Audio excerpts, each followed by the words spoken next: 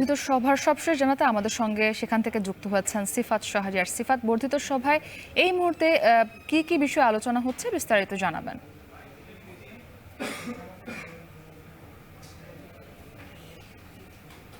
মুক্তি, আমরা যেটি দেখছি, যেহেতু এই মুহূর্তে তাদের দ্বিতীয় অধিবেশন, সে দ্বিতীয় অধিবেশন ইতিমধ্যে শুরু হয়ে গেছে এবং সেই দ্বিতীয় অধিবেশনে যে তৃণমূলের যে নেতৃবৃন্দরা এসেছেন জেলা উপজেলা থেকে, ইউনিয়ন থেকে, যারা সভাপতি, সাধারণ সম্পাদক কিংবা আহ্বায়ক, কমিটির যারা আহ্বায়ক এবং সদস্য সচিব যারা এসেছেন তারা বক্তব্য রাখছেন। তো সেটি দলের ভারপ্রাপ্ত চেয়ারম্যান তারেক রহমান শুনছেন।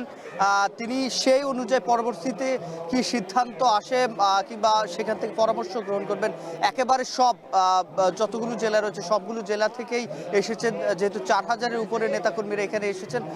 আজকে এরপর সবশেষ যে পরামর্শগুলো সেগুলো গ্রহণ তারা করে পরবর্তী সময়ে এই বর্ধিত সভার যে সমাপনী বক্তব্য সেখানেই কোনো সিদ্ধান্ত, কি কি সিদ্ধান্ত নেওয়া যায় সেগুলো আসলে তিনি তখন কথা বলবেন। এখন যেহেতু একেবারে বলা যায় ক্লোজ ডোর একটি সভা, এই মুহূর্তে এখন যে সেশনটি চলছে সেটি চলছে, অর্থাৎ এই যে বর্ধিত সভা, এই বর্ধিত সভার মধ্য দিয়ে তৃণমূল থেকে শুরু করে একেবারে স্থায়ী কমিটির সদস্য পর্যন্ত সকলে একত্র হয়ে একই জায়গায় একই মঞ্চ থেকে সমস্যার সম্ভাবনা যেগুলো রয়েছে রাজনীতির মাঠে সামনের দিনগুলোতে বিএনপি কিভাবে সকল দলকে নিয়ে কিংবা ঐক্যবদ্ধভাবে কিভাবে যদি ক্ষমতায় আসে দেশ পরিচালনা করতে পারে কিনা, কিংবা যেহেতু জাতীয় নির্বাচন তারা চাইছে সেক্ষেত্রে জাতীয় নির্বাচনের আগে তাদের পদক্ষেপগুলো কি হবে কিংবা কর্মসূচিগুলো কি হবে সেগুলো এখানে আলোচনা হচ্ছে। এবং সমস্যা যত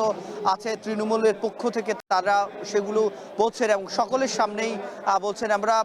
এবং এর মাঝখানে যেহেতু স্ন্যাক্সের বিরতি কিংবা নাস্তা খাওয়ারও বিষয়গুলো আমরা দেখছি যে যারা বক্তব্য দিচ্ছেন, বক্তব্য শেষ করে এসে বিরতির মাঝখানে তারাও খাওয়া দাওয়ার ব্যবস্থা রয়েছে, নামাজের বিরতি রয়েছে।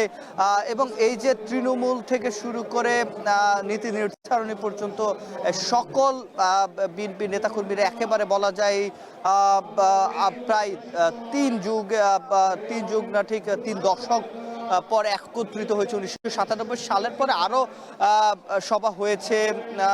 সেই সভা হলেও বর্ধিত সভা, অর্থাৎ যে সভার মধ্যে শুধু নির্বাহী কমিটির সদস্যরা না, একেবারে যে ইউনিয়নের সভাপতি, সাধারণ সম্পাদক যারা, তারাও এখানে পরামর্শ দেওয়ার, বক্তব্য দেওয়ার সুযোগ থাকছে।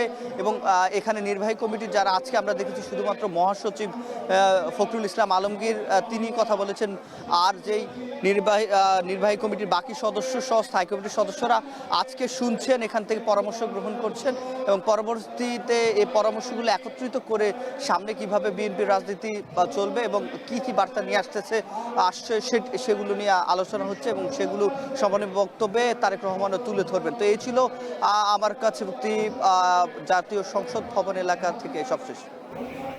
সিফাত শাহরিয়ার যুক্ত ছিলেন বিএনপির বর্ধিত সভাস্থল থেকে।